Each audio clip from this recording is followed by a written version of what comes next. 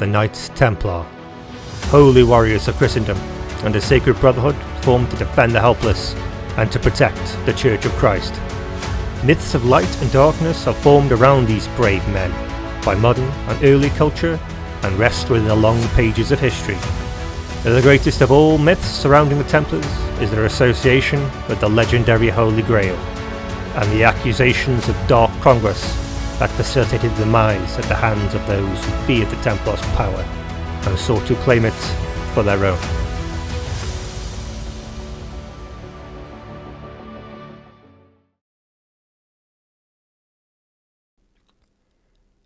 The origins of the Grail myth begin with the Roman conquest of Jerusalem.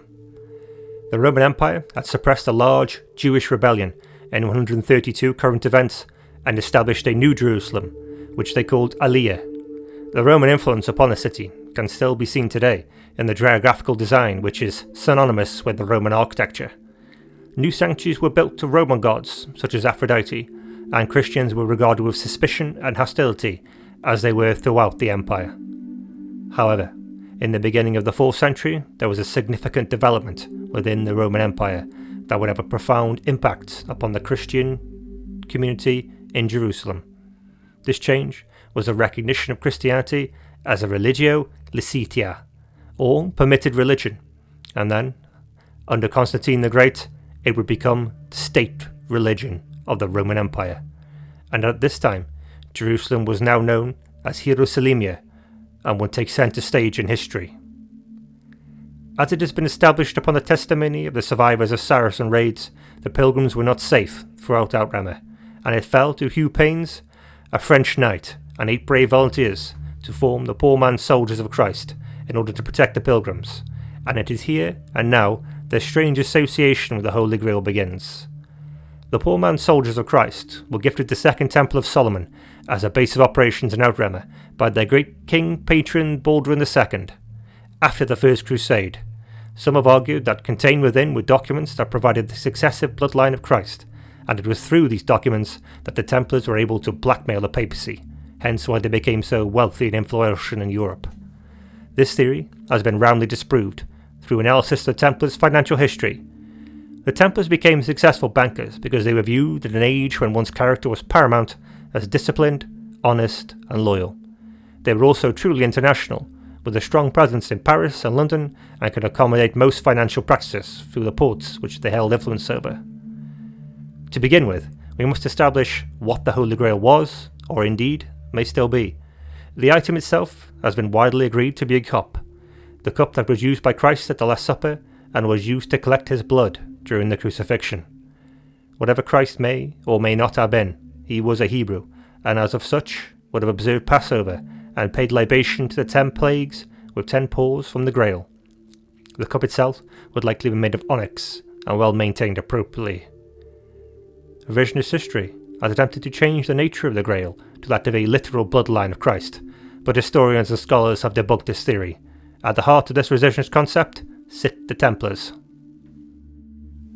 The convening of the First Council of Nicaea, which is now Iznik in Turkey, in 325 current events, was crucial to this process.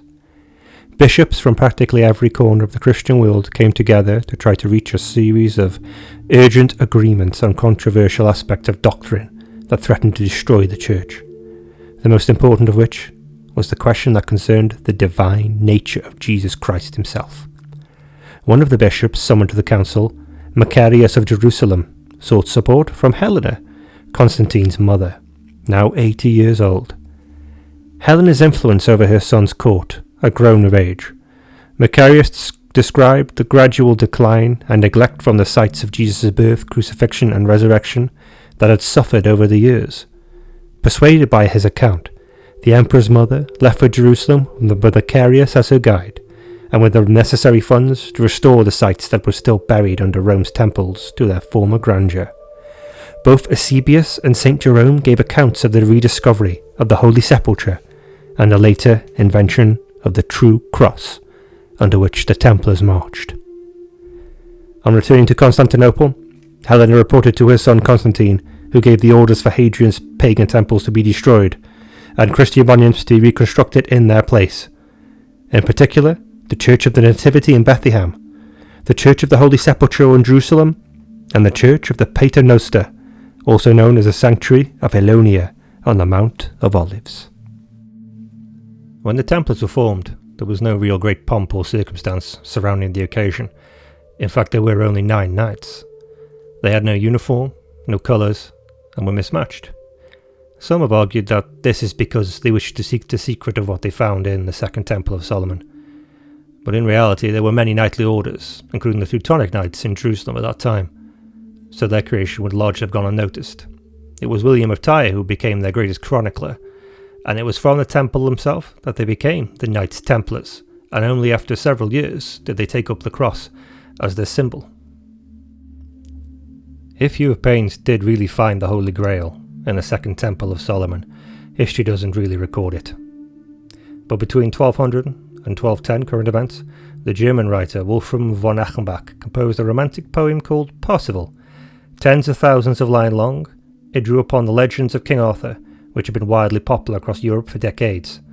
These stories delighted the aristocratic audiences with tales of love, chivalry, questing, betrayal, magic and combat. Achenbach's patron was one Hermann, Landgrave of Thuringia, but the readership his work eventually found was enormous and its influence immense. More than 80 medieval manuscripts of the poem still survive. Young Parzival, the eponymous hero, appears at Arthur's court and straightway becomes embroiled in a dispute with a Red Knight, whom he kills in battle.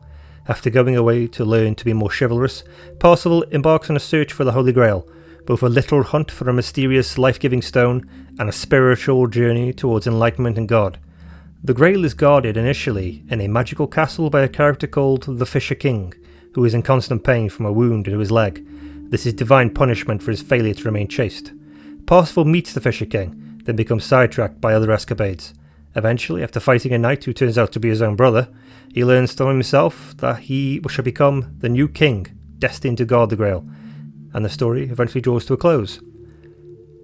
Much of these stories were already told by Geoffrey of Monmouth centuries before, but this story by Wolfram von Achenbach has one interesting feature: the appearance of a warrior lodge called the Templars, warriors sworn to chastity who helped the Fisher King keep watch in their temple over the Holy Grail. These men were not identical to Templars. The symbol was a turtle dove rather than the Crusader's cross, and they did not appear to have a developed rule of combat. All the same, the resemblance was striking, and the story proved to be enduring.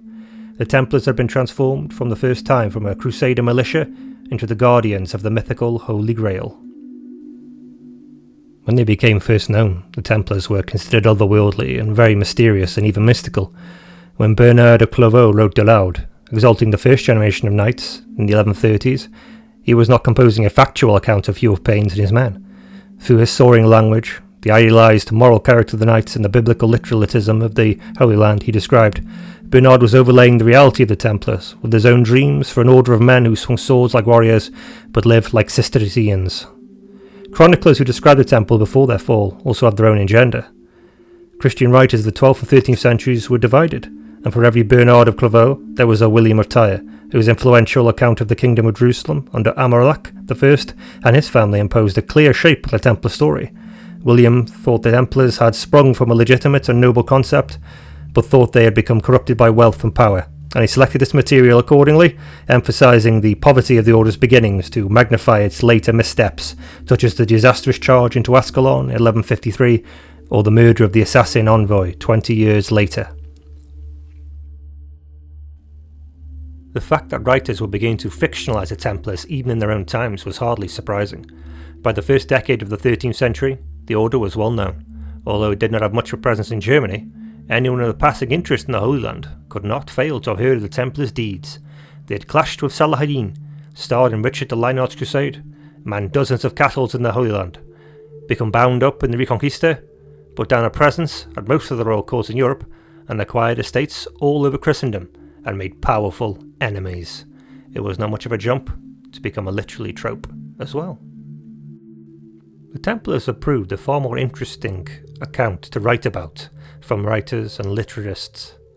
Unlike their brothers in the Teutonic and Hospitaller orders, the Templars' rivals long outlasted them both in their martial and pastoral roles, but they have left nothing like the same impression in the popular imagination. No one, either in the Middle Ages or today, has seemed very interested in epic poetry about the Teutonic Order or the Sword Brothers of Livonia. Only the Templars can really be said to have passed from the realm of reality into mythology and staked a place in the popular imagination. Whether it is that due to their secretiveness or the manner of their demise is an interesting debate. But on balance, the Templars were different from the other major international orders. Uniquely, from the beginning, they were knights who took up a religious calling, rather than servants of a hospital that added a paramilitary wing. This gave them a certain quality that was useful for medieval romance. They corresponded exactly to the archetype, and the true chivalrous knight, violent but chaste. It seems for better or worse, the Templars had been adopted by writers and storytellers long before they were destroyed by Philip IV, in depictions ranging from the realistic to the outlandish. A cartoon of Templars on the charge survives in the fresco of the Church of Greciac, built by the order in the 13th century. Here, brothers are shown at their most militant and heroic, doing battle with a Muslim army. Matthew Paris's Chronica Majora, written at about the same time, contains a more peaceful sketch of two brothers on horseback beside their famous black and white flag. But the power of rumour and hearsay can have a catastrophic effect when combined with the fact that orders like the Templars were private and secretive, and with the unfathomable loss of Jerusalem and all its holy relics, the stage was set for one of the greatest betrayals and miscarriages of justice ever recorded. Sinister forces were abroad during the age of the Templars, and their Christian virtue would not protect them from the superstitions and greed of lesser men.